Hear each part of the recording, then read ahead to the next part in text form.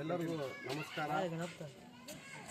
ಹನುಮಸಾಗರ ಈ 4ನೇ ವಾರ್ಡ್ನಲ್ಲಿ ಈ ಯುವಕ ಸಮಾವೇಶ, ಯುವಕರು ಒಂದು ಗಣಪತಿ ಪ್ರತಿಷ್ಠಾಪನೆ ಮಾಡಿದ್ದಾರೆ.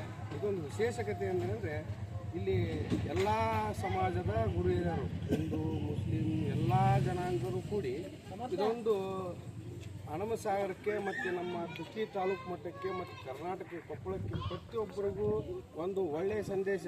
ಎಲ್ಲರೂ ಒಂದು, ಎಲ್ಲರ ಭಾವನೆಗಳು ಒಂದು, ಎಲ್ಲ ದೇವರು ಒಂದೇ ಮತ್ತು ಎಲ್ಲರ ಮಾರ್ಗದರ್ಶನವು ಆ ದೇವರ ಹತ್ರ ಒಂದೇ ಇರುತ್ತೆ. ದೇವರಿಗೆ ಯಾವುದೇ ಜಾತಿ ಭೇದ ಇರೋದಿಲ್ಲ.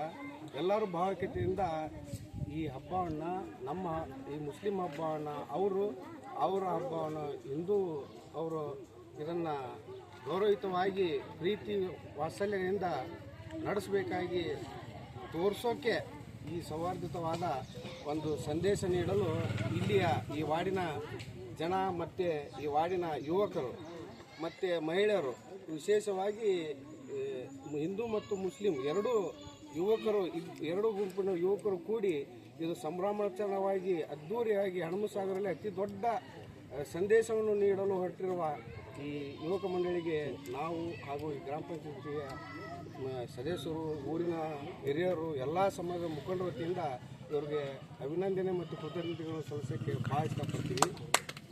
ಮತ್ತು ಇದೇ ಥರ ಇವರ ಸ್ವಚ್ಛ ಹಾಲಿನಂಥ ಮನಸ್ಸು ಹನುಮಸಾಗರ ಮತ್ತು ಇಡೀ ತಾಲೂಕಿನಲ್ಲಿ ಹಬ್ಬಬೇಕಾಗಿ ನಾ ಈ ಮುಖಾಂತರ ನಮ್ಮಲ್ಲಿ ವಿನಂತಿಸ್ತೇವೆ.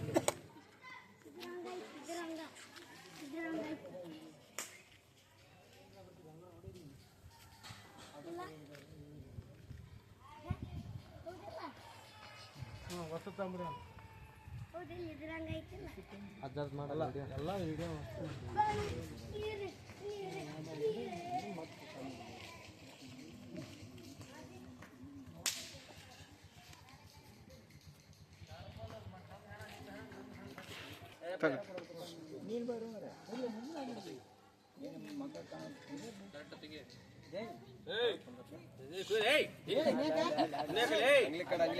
कैमरा कंगले करा